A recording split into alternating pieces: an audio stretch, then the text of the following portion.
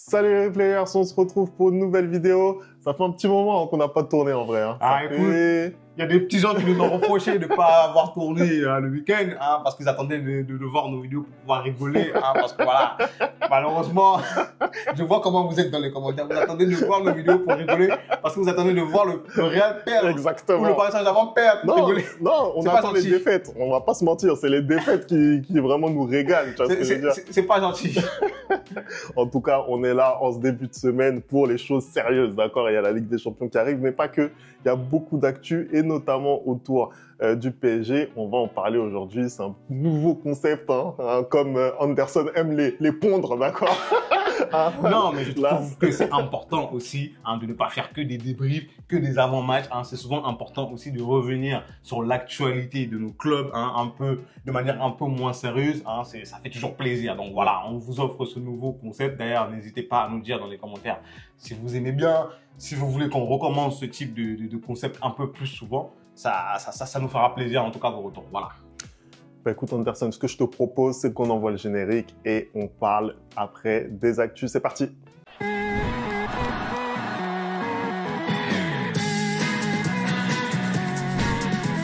Allez, on commence tout de suite cette vidéo et Anderson, comme t'es quelqu'un de l'image, t'es quelqu'un des effets spéciaux, je te propose de balancer les effets spéciaux tout de suite. Je balance. Allez, vas-y. Comme la dernière fois. Allez, c'est maintenant.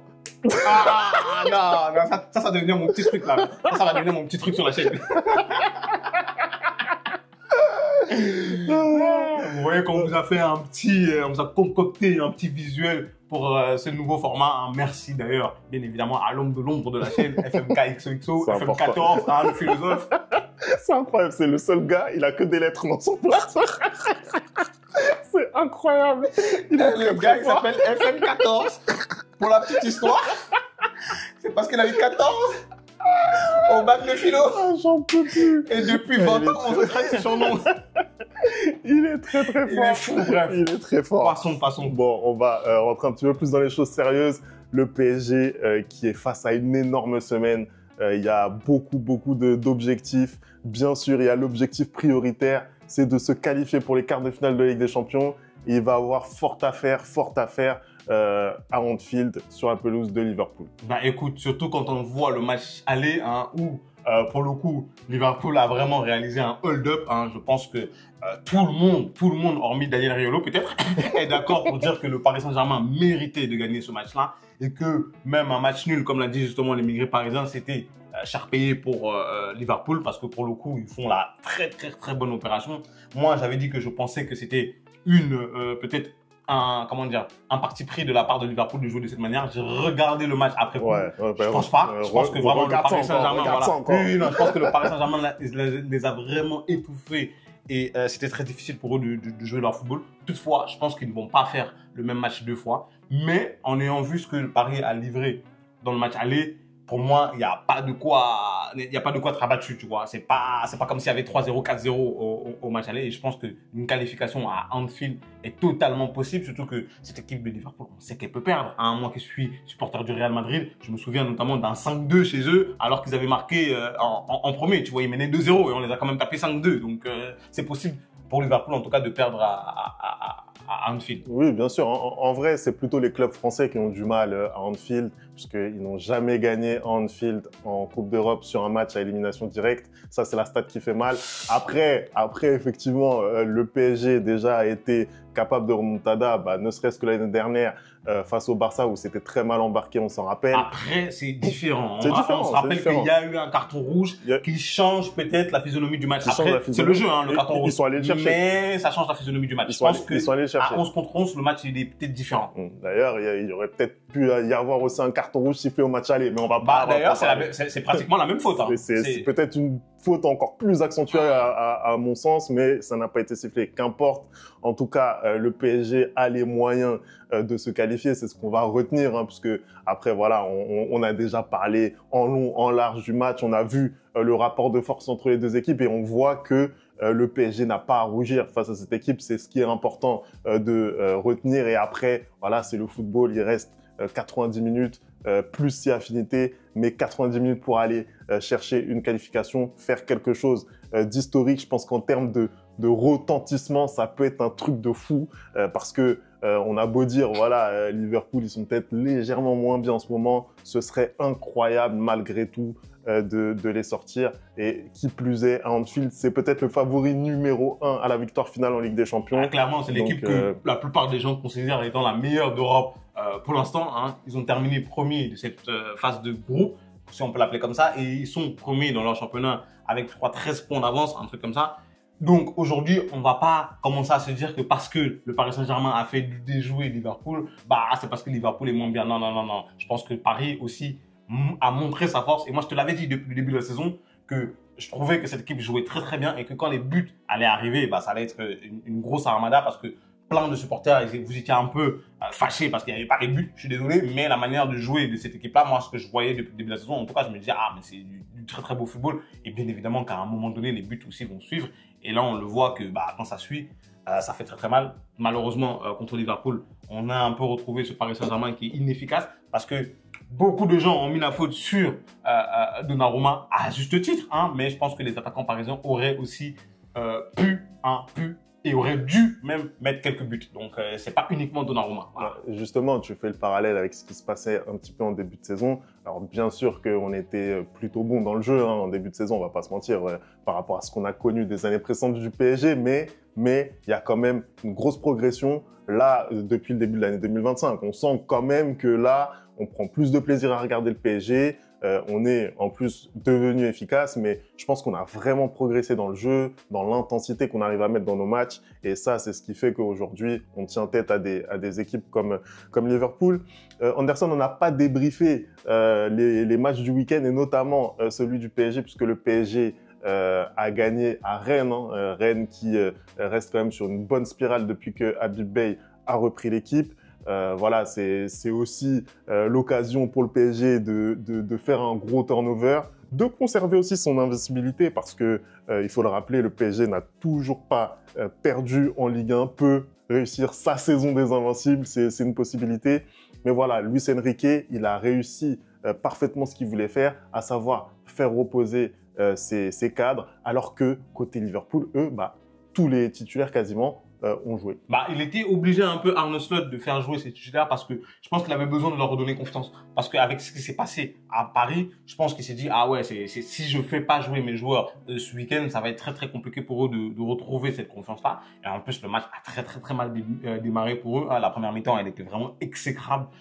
C'était très très difficile pour eux d'aller chercher ce match-là. Finalement, ils ont réussi à gagner avec un doublé sur penalty de Mohamed Salah. Mais encore une fois de plus, tu vois quand même que Harvey Elliott, en sortant de banc, il vient vraiment mettre énormément de gaz à cette équipe-là. Donc, il faudra aussi faire attention à ça à Anfield. Mais oui, bravo à Paris. Encore bravo une fois de plus à Luis Enrique qui arrive vraiment à tirer le meilleur de son effectif, de tout son effectif, à faire tourner. Et malgré tout, tu gardes de la qualité. C'est pas rien. Contre Rennes à domicile, il gagne quand même 4-1 le Paris Saint-Germain avec encore une fois de plus un doublé de Ousmane Dembélé, avec encore une fois de plus un très bon Désiré Doué, avec encore une fois de plus un Barcola qui est très très bon aussi. Donc tous les voyants pour moi sont ouverts aujourd'hui pour le Paris Saint-Germain pour aller essayer de marquer l'histoire comme tu l'as dit Femi. Voilà. Non, clairement, hein, c'est-à-dire que là, même si on devait sortir en Ligue des Champions, voilà, on aurait encore un ou deux objectifs à aller chercher, comme cette invincibilité justement en Ligue 1, aller chercher aussi la Coupe de France pour continuer sur notre sans faute nationale depuis que Luis Enrique est là. En parlant de Ligue 1, on sait que le contexte, il est très très brûlant autour du championnat, notamment autour des droits télé. On se rappelle des leaks qui sont sortis, des images de cette fameuse réunion entre tous les présidents de Ligue 1 et autour du président de la Ligue, Vincent Labrune, pour justement cette négociation de droits télé. Et qu'est-ce qu'on a vu, Anderson? On a vu un Nasser El-Khelaifi très très irritable, très irrité. D'ailleurs, cette réunion, elle a été sortie, filtrée dans le cadre de ce documentaire de complément d'enquête sur le PSG et sur les méthodes de Nasser El-Khelaifi. Qu'est-ce que tu penses, toi, de la position de Nasser dans ce football français? Comment tu vois les choses, toi? Bah écoute, Jean-Pierre. Jean-Pierre.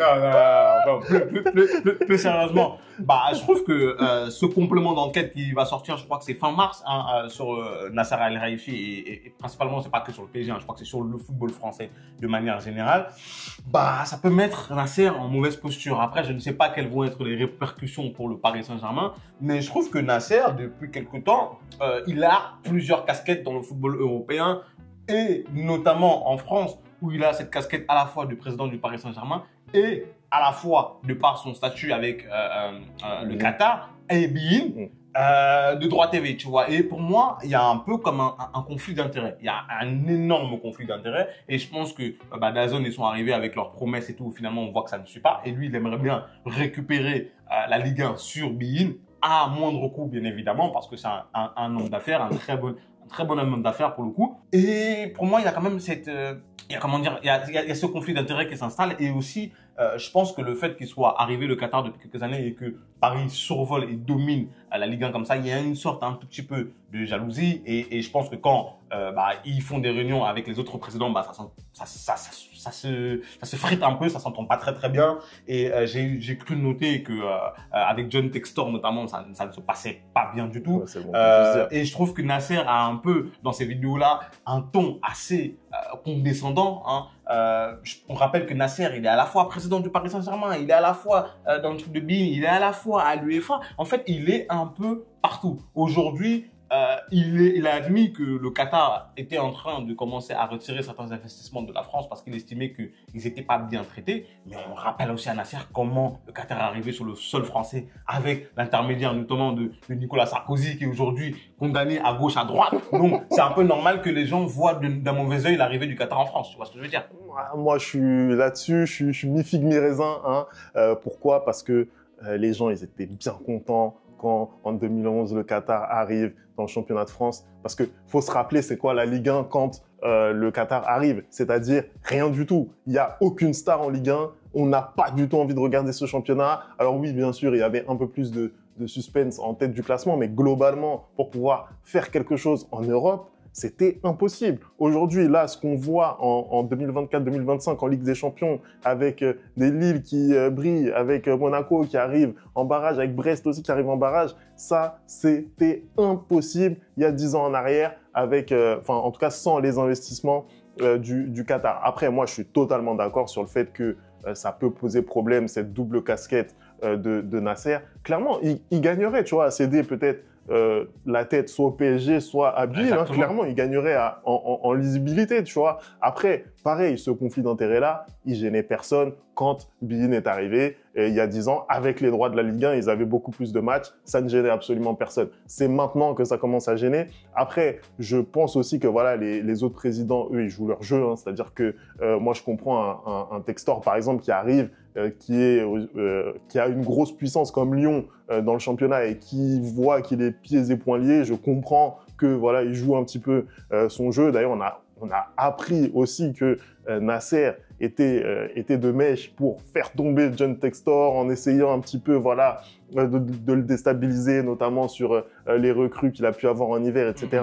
Donc, c'est vraiment très compliqué pour les autres clubs de se faire une place au milieu du PSG. Après, il y a aussi des choses qui sont pas normales. Je suis désolé, quand tu vois, par exemple, des Marseille qui perdent contre Auxerre, qui perdent là contre Lens ce week-end, quand tu vois des Lions qui n'arrivent pas encore à être sur le podium, quand tu vois aussi Monaco qui a du mal, encore une fois, contre des petites équipes qui se font sortir aussi en Coupe de France, parce que toutes ces équipes-là ne sont plus en Coupe de France, faut l'oublier aussi. Oui, tu peux pas mettre tout leur mot sur le Paris Saint-Germain. Exactement, tu vois ce que je veux dire, à un moment donné, il y a une réalité sportive. Ces clubs-là, les clubs dont on parle, Monaco, Lyon, Marseille, c'est des clubs qui sont très puissants à l'échelle de la Ligue 1. Ils sont pas au niveau du PSG, mais ils sont largement au-dessus du reste de la meute. Et malgré tout, ils n'arrivent pas tous les ans à être top 5, en fait. Ça, c'est pas normal. Ça, c'est pas normal. Donc, il y a vraiment un sujet par rapport à ça. En tout cas, je pense qu'on a fait le tour. Hein. Nasser, s'il te plaît, notre chaîne, elle est toute petite. Hein. On sait comment tu fonctionnes. Donc, évite de nous censurer. Voilà, hein. On vient de monter. S'il te plaît, Nasser. Voilà, oublie-nous. C'est ça, exactement. J'aimerais qu'on parle aussi, Anderson, pour finir cette vidéo, du cas Randal Kolo Muani qui s'est exprimé cette semaine et qui a donné un petit peu son ressenti sur ce qu'il avait vécu durant ces 2 années, cette année et demie au PSG et sur la gestion de Luis Enrique? Bah écoute, Femi, je vais prendre un ton solennel. Parce qu'aujourd'hui, le lundi 10 mars 2025, j'ai besoin que tu dises face caméra, Anderson, tu avais raison. Merci. À toi, Femi. Je dirais jamais ça. Femi, j'ai besoin que tu dises au peuple que j'avais raison sur le cas Randal Kolo Muani. Désolé, je ne dirais pas ça. Vous voyez avec quoi je travaille? Il est malhonnête. Je ne dirais pas ça. Pourquoi? Parce que Randal, ce qui explique son échec au PSG, c'est beaucoup de paramètres. Beaucoup de paramètres. Après, franchement, il l'a reconnu aisément qu'il n'a pas supporté la pression. Je pense que c'est le paramètre principal, tu vois. Je pense que la pression liée à son transfert, liée au prix, etc., même l'environnement autour du PSG est compliqué. On va pas se mentir. Et d'autant plus quand tu es français, il l'a aussi précisé. Après, moi, je suis désolé. La façon dont il a été pourri, et là, je mets vraiment les supporters parisiens aussi en responsabilité. La façon dont il a été pourri, c'est pas possible en fait de pourrir un de tes joueurs comme ça alors que ça fait 2-3 mois qu'il est là. C'est pas possible. Mais mec, franchement, mec, c'est le football, c'est la dure réalité du football. Je suis désolé. On n'a jamais connu ça. Ce qu'on voyait sur Twitter pour des matchs de Ligue 1 où il marquait pas, on n'a jamais vu ça. Mais c'est la même chose qu'il a reçu, Kylian. C'est la même chose qu'il a reçu, Kylian, et même de ma part. C'est la même chose. Mais Kylian, pour le coup, bon, déjà, il n'a pas du tout le même statut dans le foot que Randal. Et chez l'équivalence que Randal il a pris, c'est incroyable. Et surtout, Randal, c'était inédit. On n'a jamais vu ça.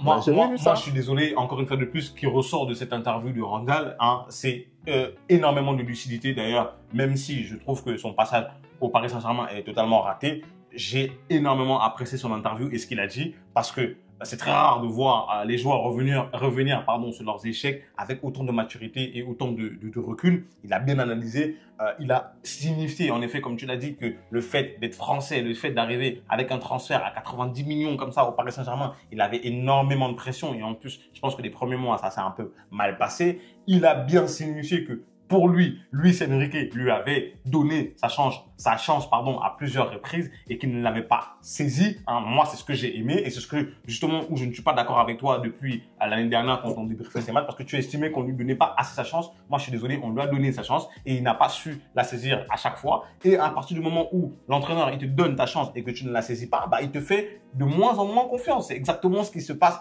un peu partout. Il n'y a que dans les clubs où tu ne vas pas avoir des alternatives que quelqu'un qui ne performe pas va avoir la possibilité de continuer à jouer. Mais dans un club comme le Paris Saint-Germain où devant tu as pléthore d'alternatives, crois-moi que si Randal un match ou 2 matchs il n'est pas bon, Luis Enrique il va aller voir ses autres alternatives. Mais en tout cas, j'ai apprécié son interview. Je pense qu'il y a énormément de joueurs qui mériteraient de faire ce genre de recul là sur eux quand ils vont dans certains clubs par exemple et faire un bon bilan. Quand moi je vois par exemple un Lionel Messi, chaque fois qu'il fait une interview sur le Paris Saint-Germain, il leur crache dessus en disant qu'il se sentait pas bien ou autre alors qu'il avait un salaire mirobolant et qu'il s'est limite servi du Paris Saint-Germain pour préparer sa Coupe du Monde. Moi je préfère plutôt une intervention comme celle de Randal que celle de Messi. Non, mais clairement, de toute façon, Randal, moi, c'est un joueur que j'apprécie et même humainement, maintenant, on s'aperçoit qu'il a une bonne mentalité, mais on le savait déjà. Après, sur ce que tu dis, moi, je vais répéter encore une fois, bien entendu, il a eu sa chance et quand, notamment lors de la première saison, on devait faire l'équipe titulaire, c'était lui qui était aligné aux côtés de Mbappé et aux côtés de Dembélé. Après, il a eu 6 premiers mois qui ont été vraiment très difficiles. Je pense que ça s'est amélioré ensuite. Mais justement, quand tu vois que Luis Enrique, il a donné sa chance continuellement à un joueur par exemple comme Marco Asensio, à des joueurs comme Kang-in Lee, et que tu regardes les prestations des gars, mais tu te dis, mais pourquoi Kolo Muani, il n'était pas dans cette rotation au même titre que Asensio, au même titre que Kang-in Lee, voire au même titre que Gonzalo Ramos, qui était moins bon que ce qu'il est maintenant. Après, Femi, on oublie quelque chose souvent, et même moi, le premier, c'est qu'on a l'impression que l'entraîneur, souvent, il fait des choix qu'on ne comprend pas parce qu'on regarde que les matchs. Alors que l'entraîneur, il est avec le joueur toute la semaine. C'est-à-dire qu'il y a aussi les entraînements. Peut-être que Randal, aux entraînements, il ne fait pas ce qu'il faut pour que Luis Enrique il soit impressionné. Tu vois ce que je veux dire? Alors, ça, là-dessus, on a eu des petits bruits qui sont sortis en sachant que, voilà, Randall, il fait ce qu'il faut à l'entraînement. Randall, il fait ce qu'il faut à l'entraînement. Et d'ailleurs, pas assez. Et d'ailleurs, quand justement Luis Enrique a eu vent de cette interview, il a eu que des mots élogieux pour Randall. Il n'était pas obligé de le faire. Il l'a fait. Ça prouve le sérieux de Randall. Et on a eu, voilà, les insiders qui nous ont répété à maintes reprises que Lucho, il était vraiment impressionné par la rigueur de travail de Kolo Muani, alors même qu'il ne jouait quasiment plus là lors de cette deuxième saison pour lui au PSG. Donc voilà, pour moi, c'était juste un problème de profil. Après, c'est vrai que nous, de l'extérieur, on a vraiment du mal à le comprendre. Tu vois, c'est vrai que Luis Enrique, je pense, n'était pas satisfait du profil de Randall, mais que voilà, il a rien contre l'homme, quoi. Je pense. En tout cas, on voit que c'est un très très bon footballeur. Hein. Il est parti du côté de la Juve. Ça marche pour lui. Tant mieux, et on ne souhaite que du bonheur, bien évidemment. Voilà, on a fait le tour. C'était la première de ce format. Hein. J'aime beaucoup. J'aime beaucoup. Personnellement, j'aime beaucoup. Non, moi aussi, j'aime bien. Dites-nous si vous aimez ou pas. Moi aussi, j'aime bien. Je pense qu'on va se prendre une table, on va mettre du thé. Ça va être bien. Ça peut être pas mal, ça. Ça peut être pas mal. Ça me rappelle un concept. Allez, merci d'avoir regardé cette vidéo. On n'oublie pas les bonnes habitudes, @TheReplayFoot. Et on se retrouve très très vite pour une nouvelle vidéo. Ciao.